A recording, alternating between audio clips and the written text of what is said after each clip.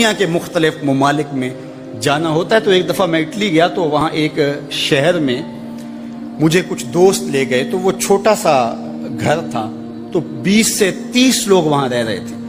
تو میں بڑا حیرت زدہ ہوا. تو میں نے کہا کہ آپ یہاں تنگ سی جگہ پہ 20-25 لوگ رہ رہے ہیں تو اتنی مشکل میں کیوں رہ رہے ہیں؟ تو کوئی بڑا سا گھر خرید لیں، آسودہ رہیں.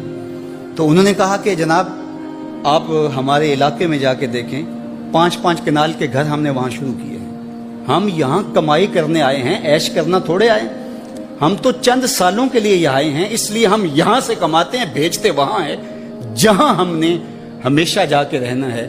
میں نے کہا یہی تو میں سمجھانے آیا ہوں. جزیرہ تھا، وہاں کا سیاسی نظم یہ تھا کہ سال کی آخری تاریخ کو جو ان کا موجودہ بادشاہ ہوتا اس کو جنگل میں چھوڑتے اور نیا بادشاہ لینے کے لیے وہ ساحل پہ آ جاتے. جو پہلا شخص ساحل پہ اترتا اس کو اپنا حکمران مان لیتے. جو بھی حکمران بن جاتا وہ خوش ہو جاتا. حالانکہ اس کو بتا دیتے کہ 1 سال کے لیے تجھے منتخب کیا ہے، سال کی آخری تاریخ کو تخت سے اٹھائیں گے، باندھیں گے، جکڑیں گے اور اسی جزیرے کے دوسرے کنارے ایک جنگل ہے جہاں خاردار جھاڑیاں اور موذی جانور ہیں، وہاں تجھے پھینک دیں گے. وہ بھول جاتا، کہتا دیکھی جائے گی. اور سال کی آخری تاریخ جب وہ رسیاں اور زنجیریں لے کے آتے تو وہ پریشان ہو جاتا کہ آنکھ جھپکنے میں سال گزر گیا، پتہ ہی نہیں چلا. پھر روتا ہوا چیختا ہوا اس جنگل میں جاتا اور لوگ اس کو چھوڑ کے آ جاتے اور درندوں کا رزق بن جاتا. اور جو بھی آتا اس نے کبھی انکار نہیں کیا تھا. پہلی بار ایسا ہوا کہ جس شخص کو انہوں نے ہار ڈالے، گارڈ آف آنر دیا، تعظیم تکریم دی، سیلوٹ کیا، اس نے کہا یہ سب کیا ہے؟ کہا کہ آج کے بعد تو ہمارا حکمران ہے. کہا میں تو امور سلطنت نہیں جانتا، میں تو تاجر آدمی ہوں، چیزیں بیچنے آیا ہوں. کہا کہ ہمارا اصول یہی ہے کہ سال کی پہلی تاریخ کو پہلا شخص جو جزیرے پہ قدم رکھتا ہے وہ ہمارا حکمران ہوتا ہے. اس نے کہا میں تو امور سلطنت کو نہیں جانتا، تو یہ کس طرح ذمہ داری قبول کر سکتا ہوں؟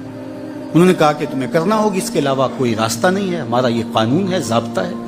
اور یہ بھی بتا دیں کہ سال کی آخری تاریخ کو تجھے اسی جنگل کے دوسرے کنارے چھوڑائیں گے جہاں موذی جانوروں کا رین بسیرا ہے.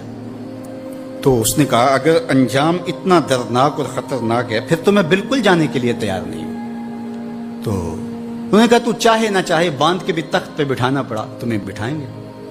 اس نے کہا اچھا مجھے یہ بتاؤ کہ سال بعد میری بات مانو گے یا نہیں؟ انہوں نے کہا کہ ہاں، قانون میں تو ترمیم نہیں کر پائے گا لیکن یہ ہوگا کہ تیرے انتظامی حکم ہم ماننے پہ مجبور ہوں. اس نے کہا ٹھیک ہے، میں تمہارا حکمران بننے کے لیے تیار ہوں. رومی بولتے ہیں کہ جب بھی کوئی شخص تخت نشین ہوتا تو وہ بھول جاتا کہ میرے 7 سال کی آخری تاریخ میں کیا ہونے والا ہے. وہ عیش و عشرت کرتا اور یوں وقت گزارتا، سال کی آخری تاریخ آنکھ جھپکنے میں آ جاتی. لیکن یہ پہلا شخص تھا تخت نشین ہوتے اس نے پہلا حکم نامہ جاری یہ کیا کہ کمانڈوز بلائے جائیں. بلائے گئے. کہا اس جنگل میں چلے جاؤ جہاں تم بادشاہوں کو پھینک کے آتے ہو اور وہاں کے موذی جانور کاٹ ڈالو.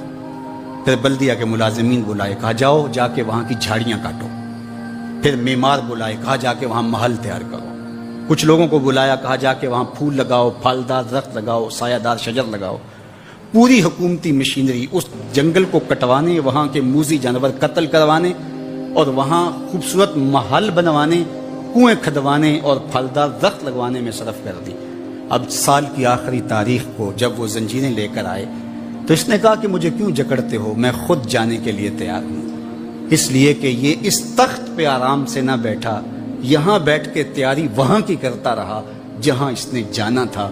کافر اور فاسق دنیا کے تخت پہ عیش کرتا ہے، بھول جاتا ہے کہ میں نے کہاں جانا ہے.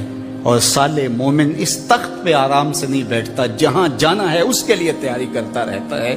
اور جب جنازہ اٹھتا ہے تو وہ کہتا ہے اجلوا بی ولا تؤخروا بی، دیر نہ کرو مجھے جلدی لے جاؤ، میرا تو وہاں انتظار ہو رہا ہے.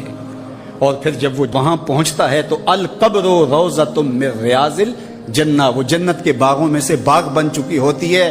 وہ سارے تھور، ساری جھاڑیاں، ساری آگ اور وہاں کے سارے بھڑکتے ہوئے شعلے بجھا چکا ہوتا ہے اپنے اعمال کے لشکر بھیج کے. ہم نے دیکھنا ہے کہ ہم یہاں آخرت کے لیے کچھ بھیج رہے ہیں کہ یہی سب